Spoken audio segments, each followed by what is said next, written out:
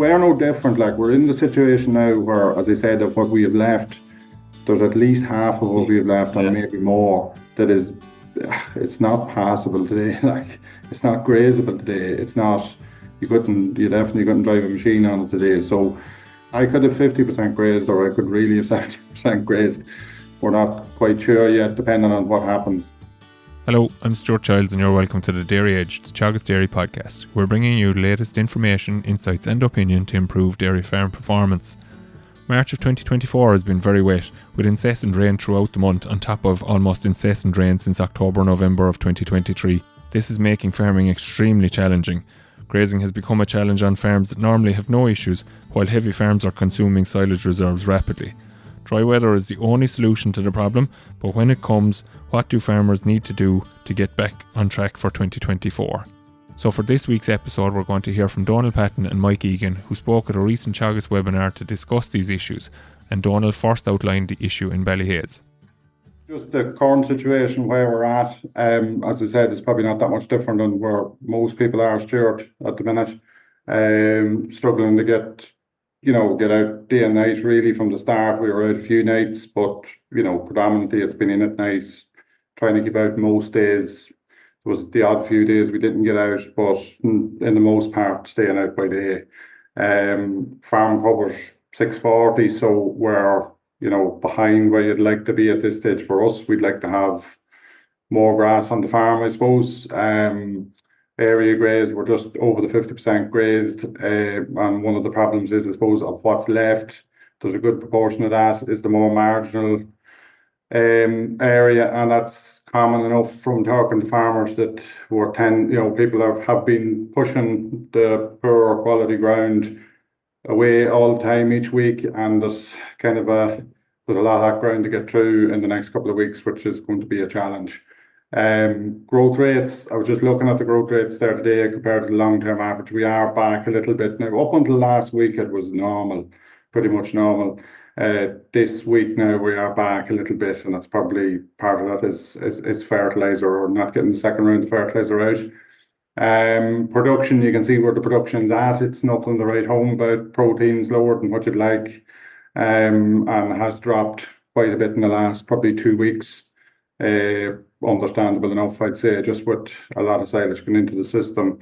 Fertiliser, we were lucky. We did get out with fertiliser in early March, but we haven't got out with anything since, and you can really see that now in terms of the start of the second round. Those paddocks, they look like they need nitrogen, but it's going to be, I don't think we're going to get it done this week, but we'll see what the forecast brings, I suppose. So that's is it likely that the farms that have no nitrogen out are going to be slightly back again on what you said there? Yeah, I would say so. So speaking to a lot of farmers in this part of the world, a lot of lads with no fertiliser out, no slurry out. That's, I don't know the percentage off the top of my head, but it's common. It's common. There's lots of lads in that situation. So yeah, your growth rates are going to be compromised. So look, I suppose it's just a matter of get out when you can, but the windows unfortunately are very, very short. Like, really, it was early March, there was 2 or 3 days we could spread. That was pretty much it. And we haven't had dry days since. Today, some of the ground was travelable. They were spreading silage ground, grazing ground. Look, there's a lot of it that we walk today that you wouldn't travel with a fertiliser spreader. So it's going to be travel what you can when you can, I suppose. We're targeting to finish first rotation 20th of April. That's what kind of works. 15th to the 20th of April is what kind of works for us. So we're a little bit behind, but not that far behind. We're at the cusp of going. If the weather this week had been right, we'd have been going day and night now. But we're kind of holding off just for the next few days to see how the thing pans out. We don't have, as I say, we'd like to have a bit more grass ahead of us before we go day and night. So we're just stretching what we have, I suppose, for the next 15 odd days. You did a trial a couple of years ago over a 4-year period where you kind of simulated the scenarios that are going to be facing people that are on the call. both kind of the dry land type scenario maybe and the heavier delayed grazing type scenario? We were looking at the time, it was over a 4-year period. We were looking at, we'll say, extended grazing in our part of the world, which was, getting out in February and staying out till November, versus the average for this part of the world, which would be starting to graze in late March and finishing up on the 20th of October. So we actually, as you say, simulated that. We stuck to those dates, and it was quite interesting when we did it over the 4-year period. We actually learned some stuff about how to manage situations like this, where, for some people just genuinely couldn't get out of it, or wouldn't have got a big area grazed over the last number of weeks. They're probably faced with the similar challenges what we had with our late turnout groups. I suppose, look at it as a 4-year trial. Obviously, we were looking at the effects that, housed for longer periods had on cow performance, and it's everybody's seeing it this year. We're seeing it ourselves. Protein percentage is reduced, yield is reduced, and the amount of feed you have to put in to get anywhere close is increasing. So it's all bad news on that front, I suppose. And we kind of know that, and that's why there has been such a drive to, get people out when they can to utilise grass. It reduces our costs, it increases our performance. And it's really in years like this where some guys can't get out that you really see the value of grass.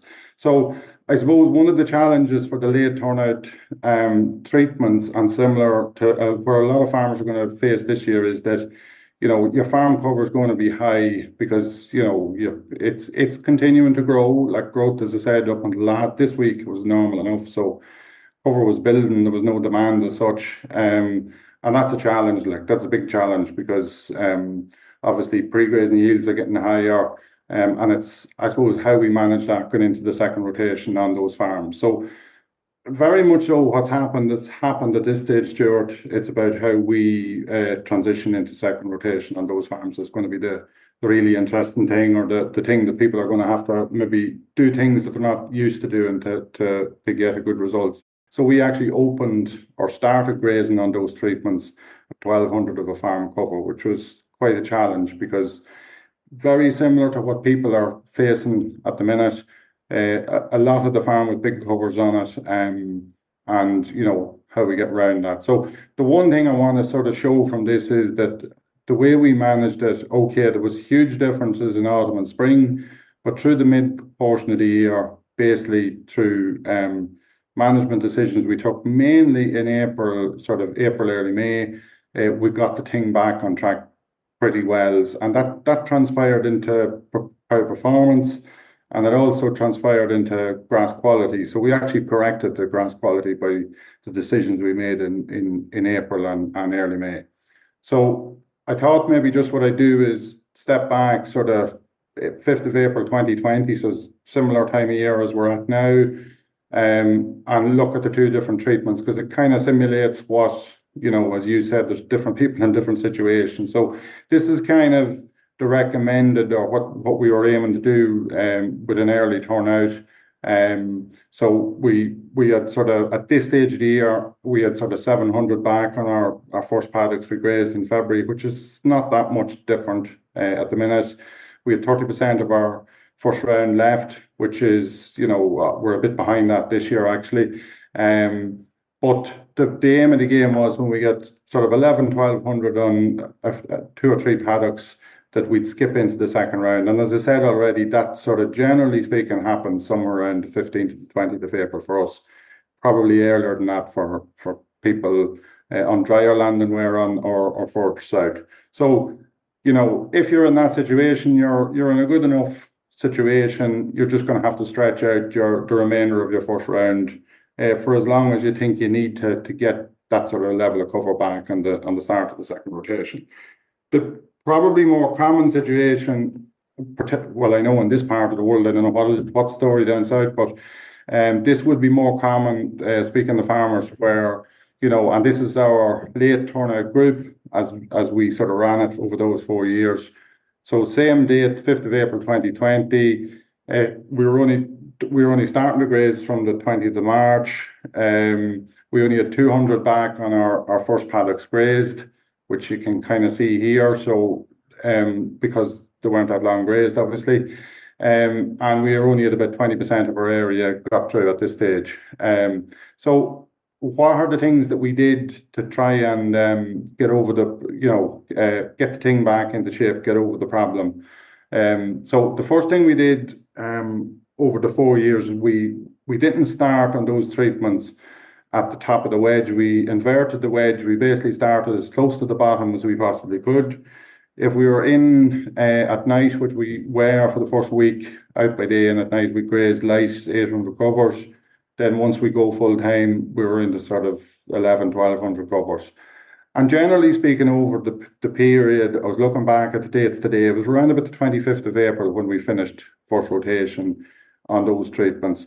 And we ended up skipping in and around 25-30% of the area and bailed that early. So again, late April, early May, we went in, took that out, and I think that was the big thing that helped to correct the situation. So look at the things that people have to do. Try and get at least one grazing in per day if you can at all. If it's for a few hours after milking or whatever you can do, try and do that as many days of the week as you possibly can. Regular measurement to decide when to start the second round. So knowing what is on the start of your second round and making that decision when to skip in. And I suppose the last thing there, which is a common enough one I see, where people will make the right call, they'll skip the paddock, but then oftentimes they say, well, I'll be cutting pit silage in 2 weeks, I'll leave it sit for the pit, and they generally run themselves into a hole. So when you identify the surplus, take it out early and correct the situation and get back on track as quick as you possibly can. So Donal, people will be wondering why you're talking about correcting the second round now, we'll say, and trying to get that right. What should people be doing right now in terms of trying to get going? What's your advice from your experience? Yeah, the get going thing, I suppose. What has been a real challenge this spring, Stuart, is that there wasn't. Generally, you get wet days or wet periods, and then you get dry periods. And the dry periods are when people get going. And we just haven't had that. We've had just constant wet days throughout February. We had a few dry days at the start of March when we got fertiliser out, and then it just basically hasn't stopped raining since. So I think you just have to start. You just have to start. Now, obviously, I know there's probably a good number of people on this call, and they're of all varying different soil types and all the rest of it. But within most farms, there's some area where you have a chance. So go there, start. Don't overreact to the first day or two. I often see that where people put cows out. Cows will make a bit of a mess for the first day or two, and they panic and they come back in, and they just end up having to do that again in 2 weeks. So it's actually, you just have to stick with it. Limited time. So if you feel you're doing there is a point where you just can't go out. I understand that. That happens and has happened a lot this spring. But for most part, if you limit the time that the cows are on the paddock, it will. It's amazing what you can get away with. So you just have to get going, Stuart. You have to pick a place that you have a chance. Go out, look at it, and just get going if you haven't started already. And Donal, is it a case of like people are busy, like all the extra feeding creates extra work, but is it a case of get the cows milked in the morning, maybe feed the calves and try to find the dry spot if the day is good? Yeah, well, look, oftentimes, I'm not a fan of holding cows back after milking because it kind of elongates labour and all the rest of it. But in saying all that, in weather like this, sometimes you have to do that just to, if you're milking and feeding calves is absolutely bucket and rain, let the cows stand for half an hour or an hour or whatever, and then go and see where you're at. Because when you make the decision to turn them in, that's it for the day. You're not going to let them out then after that. So, that's been happening a lot this spring. So it's just one of them things. You'll find the lads who are used to grazing in February and March kind of know all this stuff. There's other lads who don't usually turn out till mid-March or whatever, and the conditions now are probably as challenging as there would be in lots of years in February. So just knowing to, you're just going to have to get out, have a look and walk. And at this time of year, it's amazing how quick things change. Like even the day we walked around, I couldn't believe how good conditions was on the better parts of the farm. On the wetter parts of the farm, it's, you may say, impassable, but you just have to aim and go where you can. Like people are under pressure now for fodder stocks, and every day will count in terms of days not eating silage when you're tight on silage, especially with the forecast poor for the next 7 or 10 days potentially still. But the positive side is that once it does turn, it can turn very quickly, even on the heavy ground, which is still going to take time to dry out. But Yeah. not every farm. It's important that people realise that there's very few farms in the country that are completely heavy soil. Like there's mixed soil across the vast majority of farms. Yeah, and you can pick your point. And I suppose the other thing too is, look, in conditions like this, there'll be lads sending me pictures and videos, and I'm not happy with the grays out. Just forget about that. Just get them out and get moving. Like it's not going to be perfect or anywhere near perfect, but it's still better to have made an attempt to get some grass into the cow's diet than to be sitting back waiting for perfection, because it's just not going to come in a year like this. You just have to go when you can. Any further comments, I suppose, Donal, in terms of the feed budget within Ballyhaise? Have you done anything different in relation to kind of the feed stock that you've been using in the spring that is 2024 so far? No, so far we haven't, as in it's been meal in the parlour, silage in the shed, grass in the paddock. Silage reserves are getting tight, like. So whether we have to I suppose we'll have to make that call in the next week or 10 days. If the thing isn't starting to improve at that stage, we may have to introduce a third feed or try and, start stretching things a little bit. But for the time being, we're continuing as is, silage, meal and grass. We haven't really been in it. And it was rare enough. I think there was maybe 3 or 4 days they were in full time for 3 or 4 days, or there was a weekend of snow back in early March. So, yeah, I suppose the fact you're getting the one bout of grazing in most days, it means you don't have to be, well, in my head, you don't have to be thinking about other feeds other than, meal and silage. Okay, in some cases where we are tight, but at the same time, like we were saying earlier, maybe that because of average growth, and maybe if you had got some bit of grazing done in February, that there might be close enough to kind of getting started cover on your on your first cover, first paddock of your second rotation.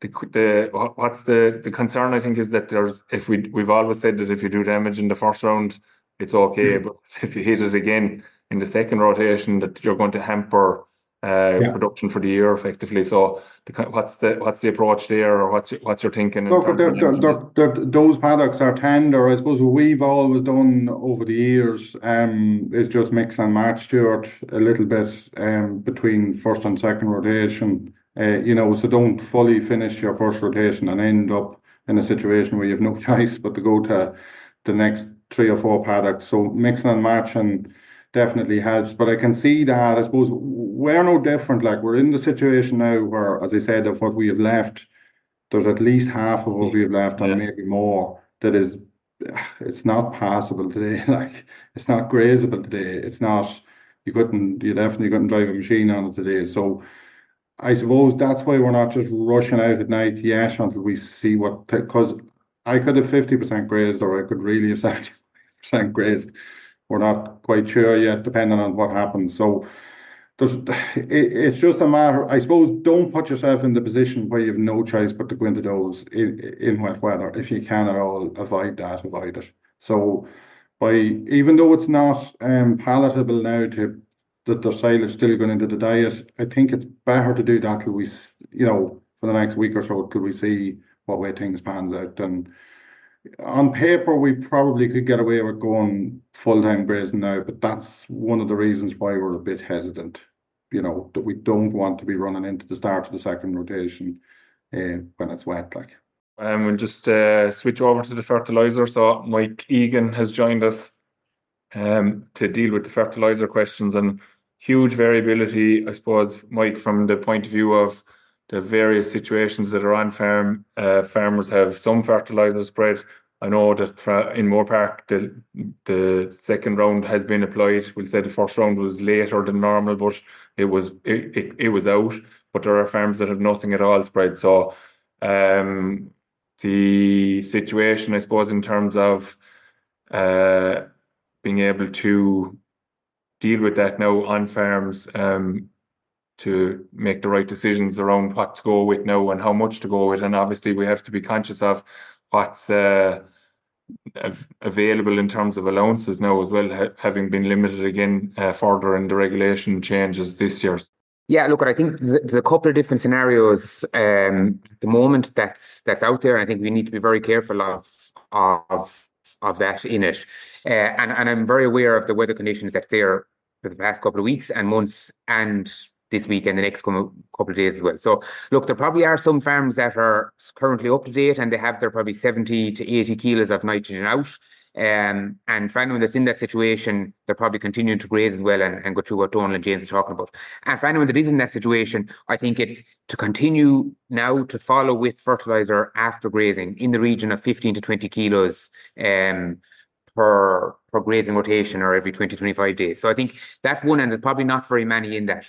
There's probably a lot of people that fall into this category at the moment, and I'm just going to go through these and then we'll go through them scenarios. But a couple of dry weeks, a couple of dry days in the second half of March, they probably went with half a bag or a little over half a bag. I think we need to be very careful of the P allowances, and you mentioned at the start with the new, and particularly the fertiliser register as well. Yeah. Look, there is P and slurry as well, and I think we should try and utilise much of that. If you have a P allowance and going with it, and particularly on ground that was damaged, on any ground that has been grazed, that has been damaged,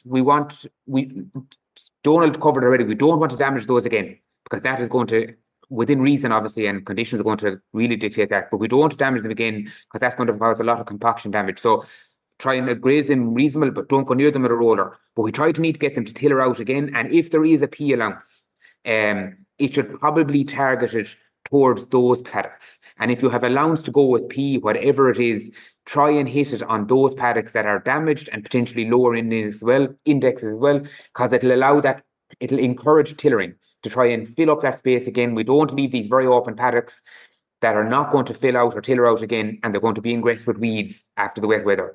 So I think if you have a P allowance, go at it. If you don't, try and target some of the slurry or parlour washings, wet and ground more so, but dirty water or parlour washings or slurry, watery slurry at a rate of about 2,000 gallons. On average slurry, that's somewhere in the region of 8 to 10 units of P that you'll get out with 2,000 gallons of reasonable quality slurry. Again, targeted fertiliser, drier ground that you can travel on, that is trafficable, that is not waterlogged. Aim for those paddocks. You don't need to spread everything. Go a little and often. And if you have nothing out, blanket spread. Don't be waiting to follow the cows. If you have nothing done and you're getting back to, whenever it dries up, and you're getting back to grazing, don't be waiting until after it's grazed to go blanket spread before. Get it into the ground, get it into the plant. As soon as it's grazed, you're going to increase regrowth rates substantially by blanket spreading as soon as conditions allow, rather than waiting until after it's grazed. You'll have a delay about 5 to 10 days. The question that happens every year, and particularly this year, importance of fertiliser on ungrazed heavy covers, extremely important. And if we don't, I've seen a lot of questions are in a discussion that it's very hard to graze these heavy covers now. There's going to be a heavy butt left in the base of them. That is going to reduce growth rates. By not spreading those, it is going to even reduce growth rates more so. So it is still as important as every other year to spread fertiliser on ground that is heavy covers, what I mean now, not heavy land, heavy covers, and to increase regrowth. In terms of silage ground, I think there's a lot of empty silage beds there. We need to get a good yield of silage back into the yard, build reserves, and building into what Donal was talking about. There's a lot of people that have very little grazing done, and some of that is going to have to go into silage too. Some is going to be longer term silage that can be closed up with your first cut and put into the pit in May, and some is going to have to be taken relatively soon in terms of surpluses to get it back into the grazing rotation as well. But in terms of fertiliser for longer term or first cut silage ground, I think if we look at this response yield to different application rates of fertiliser, and I think this is a year particularly that we need to get an increased yield and a high nitrogen response to it. So in that, we're talking somewhere between 80 and 100 kilos of chemical nitrogen to grow our first ton crop. And it's going to be somewhere within that ball of 80. And again, if the slurry going out, depending on the cover that's on it, you're making up that balance with slurry. So a typical 2,500 gallons of slurry is going to have somewhere in the region of 15 to 20 kilos of nitrogen. So you're taking that off the total. And this is the total 80 to 100 kilos total nitrogen, not just chemical. So that's 80 units now, Mike, just to transfer it into... Yeah, the 100 kilos is 80 units, out. So again, you're talking two bags of urea, of straight urea is going to get you somewhere there on that at the moment. And again, depends on if there's slurry going out on that ground previously, it have met some of its P and K requirements. If it hasn't, you're going to have to top that up. So I think, but it's getting enough fertilizer out as soon as possible. Again, getting the conditions so we get a high growth rates and capture some of that April growth rates when it allows. In terms of P, you're talking somewhere between 3 kilos of P per ton of dry matter expected. So if you're talking about a 6-ton crop, 18 kilos of P to grow that. Some of that's going to be met by slurry. If the slurry going out in it. In terms of K, between 20 to 25 kilos of K per ton again. So your K and your nitrogen are probably similar values. I think if you're delaying your fertilizer strategy now and still aiming for an early first cut, we'll talk about that in a second, be careful with going with too much K. So just maybe tailor it back if you're going to be delaying that fertilizer strategy for the next week or 10 days. Hopefully you won't have to. In terms of heavy covers that are silage ground, outside blocks that typically get slurry, that is currently heavy covers on them that haven't got slurry, be careful with going with slurry on those now. Particularly with heavy covers. I don't think you can, Mike.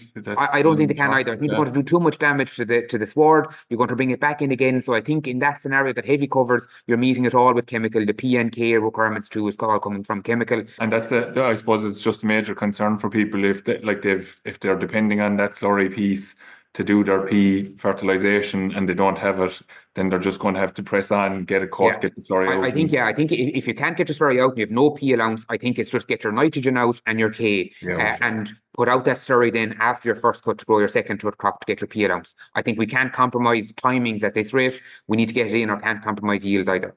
And look at, again, application as soon as possible. We don't want to delay, particularly, and silage or grazing ground, we can manipulate it somewhat with splitting our application dates depending on ground and where we're grazing. But in terms of silage, we need to get that silage closed off as soon as possible to get an early first cut. And the impact of delaying that first cut to bulk up first cut is going to hugely compromise second cut.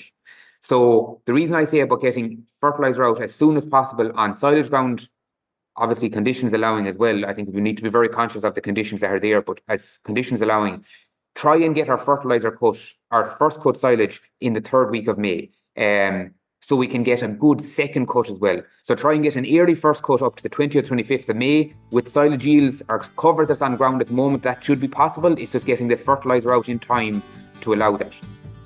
That's all for this week's episode of the Dairy Edge podcast, and my thanks to Donal Patton and Michael Egan for joining us on this week's show. Don't forget to rate, review and subscribe to the podcast. You can listen on Apple and Google Podcasts as well as Spotify. And for more information, go to the Teagasc website at teagasc.ie. I'm Stuart Childs, and join us next time for your Dairy Edge.